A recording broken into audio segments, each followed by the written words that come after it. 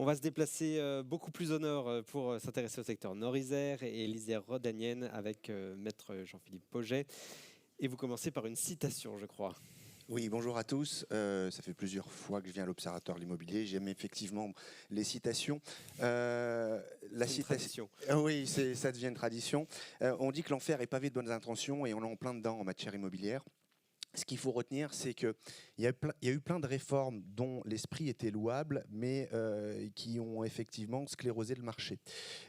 On l'a dit, il fallait lutter contre l'inflation, donc il y a eu une politique de resserrement budgétaire de la Banque Centrale Européenne qui a augmenté les taux d'intérêt. Et c'est arrivé au moment de l'entrée en vigueur, la loi climat d'août 2021, donc, qui est entrée en vigueur en 2023. Ce qui fait que c'est devenu très compliqué, effectivement, pour l'acquéreur emprunteur. Et surtout, je dis bien surtout dans le Nord-Isère et dans l'Isère rhodanienne, parce que ce qu'il faut bien comprendre, c'est que le secteur du Nord-Isère est marqué par une typologie d'acquéreurs, principalement qui achètent des résidences principales, et principalement par des primo-accédants qui fuient l'agglomération lyonnaise, on le dit depuis des années, car les prix sont trop élevés. Donc, aujourd'hui, avec cette réforme énergétique, en gros, on a le diagnostic de performance énergétique qui s'est invité sur la table du banquier. Quand un acquéreur va acheter son bien, certes, on va regarder sa capacité à rembourser le prêt, mais le banquier il va regarder que l'acquéreur a la capacité d'assumer la rénovation énergétique du bien, ou tout simplement d'assumer la facture énergétique. Et post-Covid, on a eu beaucoup de télétravail, de personnes qui se sont éloignées également de leur lieu de travail, et le banquier va même regarder si l'acquéreur a la capacité financière d'assurer les déplacements entre sa résidence, effectivement, et son lieu de travail. Donc, de facto, si j'augmente les taux d'intérêt, les premiers privés de l'accès à la propriété sont les primo-accédants qui, pour compenser une augmentation de taux d'intérêt, il faut avoir de l'apport. S'ils ne l'ont pas, on sclérose effectivement le marché et c'est ce qu'on va voir tout au long. Les volumes des ventes se sont effondrés. Justement, typologie de bien par type de bien, on commence par l'habitat individuel, qui est un des biens les plus recherchés dans votre secteur. Nord-Isère, Isère rhodanienne, la maison individuelle, c'est plus de 54% du volume global des ventes. Si on regarde le marché de l'Isère rhodanienne, on a un effondrement du volume des ventes de plus de 28%, qui est marqué alors par un recul léger des prix de 1,7%. Et aujourd'hui, on se retrouve avec un prix médian de 268 200 euros. Le Nord-Isère est dans la même veine. On a un recul de près de 25% du volume global des ventes, recul des prix recul du prix médian, 3,8%, qui porte le prix médian à 277 000 euros. On l'avait annoncé en 2020, lors de l'Observatoire l'année précédente. Avec des spécificités un peu ville par ville. Forcément, en fait, ce qui se passe, c'est que les villes qui souffrent le plus, c'est paradoxalement les villes qui étaient les plus attractives. Et donc, c'est là où les prix étaient les plus élevés. On parle justement des villes qui sont à proximité de l'agglomération lyonnaise. On le voit, on a des baisses pour la commune de Djemoz de 10,6% du prix. Donc, Djemoz, Eyrieux, Ruy, Bourgoin-Jallieu, toutes les villes connectées à l'agglomération lyonnaise ont subi une baisse plus importante. Dans votre secteur du Nord-Isère, l'Isère rhodanienne, il y a un type de bien qui existe encore, c'est celui des terrains à bâtir. Quelle est la tendance du marché? Alors le problème des terrains à bâtir, et ça on le dit depuis de nombreuses années, c'est que déjà le terrain à bâtir, il souffre d'une raréfaction. On a une politique de densification urbaine qui n'est pas du tout en adéquation avec la typologie du territoire. La densification urbaine va être traitée dans le Nord-Isère, dans le coin le plus reculé, de la même manière qu'on va le traiter à Lyon ou à Paris. Donc, c'est pas possible. Donc, on a une raréfaction des biens. On le dit depuis des années, on a une politique fiscale qui est totalement confiscatoire pour le vendeur, ce qui amène tout simplement à ce qu'il n'y ait pas de vente. Et là-dessus, vous rajoutez également l'inflation galopante du coût de la construction.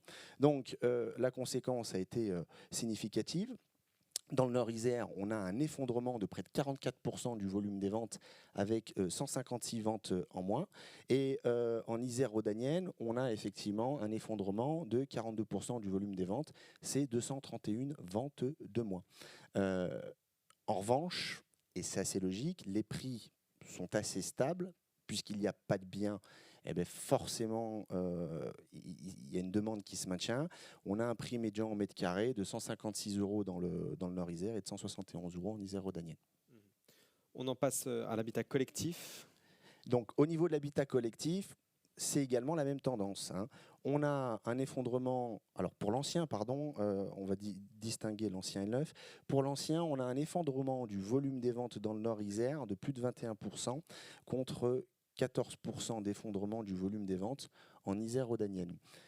Sur ce secteur-là, les prix paradoxalement se stabilisent puisqu'on a un prix au mètre carré aux alentours des 2100 euros effectivement en Isère rhodanienne et de 2300 euros dans le Nord-Isère. Et ça, c'est assez logique. On parle d'une politique de densification urbaine. Le collectif a encore le soutien du législateur. Je refais un petit retour en arrière sur le terrain à bâtir pour revenir sur le collectif. Si je prends la loi de finances, effectivement, la loi de finances de 2024, elle a supprimé le prêt à taux zéro, effectivement, pour les constructions de maisons individuelles. Donc, on se doute bien que ça va être compliqué de soutenir le secteur. Dans le collectif, on a encore ce prêt à taux zéro qui va permettre, malgré tout, de conserver peut-être une certaine dynamique. Peut-être sur le neuf.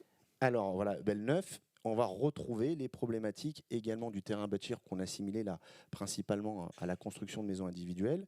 Aujourd'hui, les promoteurs n'arrivent plus du tout à trouver de foncier, ou ils le trouvent à des prix totalement exorbitants.